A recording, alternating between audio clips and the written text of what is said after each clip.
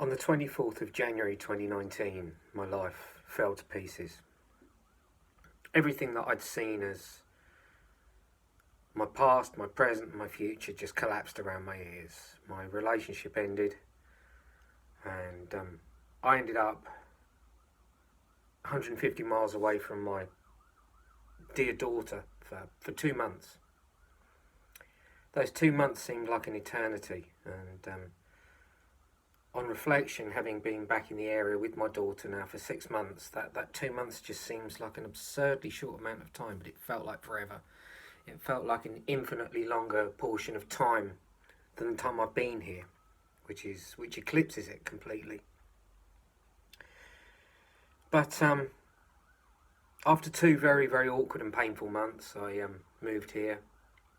My expectations of this house were, it's a base. I'm near my daughter. I'm going to get a job. I'm going to sort things out, and I'm going to be close to her. Hurdle completely mounted, jumped over, on the other side of. I expected nothing of this place. I know the nature of bedsits from my past. I expected at best to be surrounded by 50-something, no-hope alcoholics with hearts full of hurt and heads full of broken dreams, but it wasn't the case. I moved in with 4 other people who were very diverse in their backgrounds, and 2 of which became very dear friends. One of the 2 became what can only be described as a soulmate. We met on the 4th of April 2019, and me and Charlotte, as was her name, we sat in the garden just behind me here, and it was a cool spring day, not at all warm, and we talked for 2.5 to 3 hours. I can't remember exactly to be precise how long it was, but it was obvious that I'd moved into an environment with somebody who I completely clicked with, 100%. It became apparent very quickly once she met my daughter that there was a bond between us that was made all the more strong by my daughter's presence. Charlotte's relationship with my daughter was second to none. She was a force of magic in my daughter's life, and I think vice versa. Nothing could have prepared me for the gifts that this house offered me. The people who lived here, a wonderful housemate who's still here with me right now. Nothing could have prepared me for the warmth and the love that those people show as primary responses to everything that comes their way in life. And over this last 6 months, me and Charlotte and my daughter, we spent every spare moment that we had together. Friday evenings, the moment we'd finish work, I would inevitably get a text saying, "What are you guys doing?" And we would arrange to meet. Although we were in the same house, we weren't necessarily always in the same space. And I can remember one beautiful Friday night that sort of seems to be a sort of beacon of probably idealism, because it was just one night, but it just felt like such a beautiful norm during this magical summer of 2019. But Charlotte sent me a text asking, "Where are you guys and what are you doing tonight?" I said, "We're just going to go down to town, me and my daughter, for something to eat. We're going to get on the bus and just have a bit of an adventure." And I said, "We're in the park at the moment, and join us if you wish." Half hour passed, and Charlotte appeared in the park, and as was the way whenever she appeared, my daughter and I's spirits lifted immediately. We had a week's worth of experiences to share, the good, the bad and the ugly of working life. My daughter had a week's worth of experiences at school to talk about, and thus started a beautiful evening. And that's one evening that stands out. We it was a norm, but that's just one evening that really does stand out to me. We went down to town. We ate in McDonald's. Um, we went for a walk along the river in Oxford.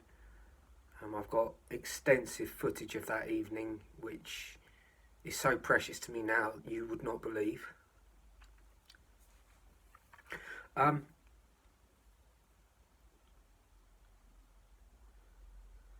but now it's the 12th of September. Fast forward a couple of months. That experience, although I'm not explaining it brilliantly, was a norm in our life. The three of us, we were a trio who were inseparable. But sadly, that separation is now forever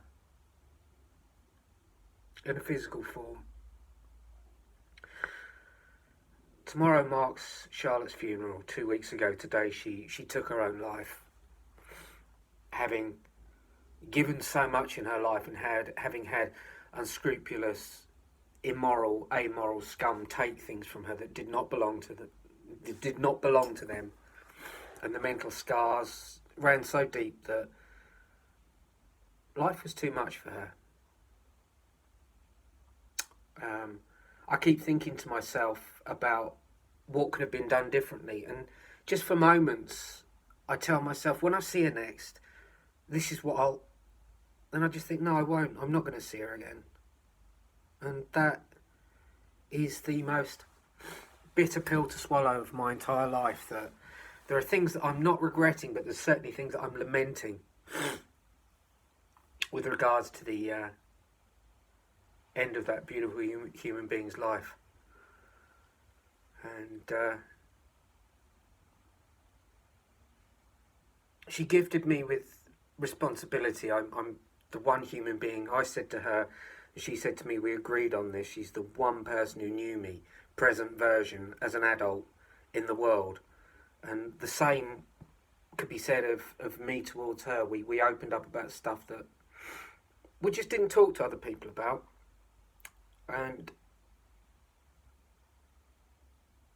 I've got a responsibility now. I knew her hopes and I knew her dreams, and I've got a responsibility to go through my life now, pursuing those hopes and dreams with my daughter at my side, and living in the love, the joy, the honesty, the integrity that Charlotte Clark showed me as a primary response to everything that came her way in life. Just like her beautiful family that I've met in the last couple of weeks, they are a bloodline of pure beauty. And I've got a responsibility to go forward in her name, living her dreams, making the world a better place to the best of my ability. I haven't got the bravery that she has to stand up and fight in people's faces about what was wrong. She was confronted with a situation a couple of months ago where somebody made life very awkward for me and my daughter. She got in that person's face. Such was her protective nature. She spat in that person's face and called them scum for what they'd done to me and my daughter, or what they were trying to do to make life difficult for us. She had a moral courage which has put me on a path that I will not deviate from now. I'm a completely different person because of what this year's done to me. This rift in my life now with her now gone has mended so much between me and my ex-partner. We've never been at loggerheads really. We had a lot of time where we didn't communicate, but we found peace with each other again. And that's been made all the more prominent by Charlotte's passing. You've got a choice in life when life batters you to either become bitter and twisted or go down a path of just trying to make this world a better place and living in love and laughter. And I know which choice is the right one to make. I've got my daughter to think of. There is so much pulling me in a direction of anger and hatred. There really is. But I'm not going there. It's a thing of my past. I'm not going to deny it when it comes my way. And I will always be honest about the darker sides of my character, but this is a truly awful time that I'm trying to find peace and solace within, and that's not easy. Suicide is never an easy thing to be on the receiving end of, if that's not a crass way of putting it. Not finding wording this very sensitively easy, because I'm very raw and I'm very emotional. But what can I say?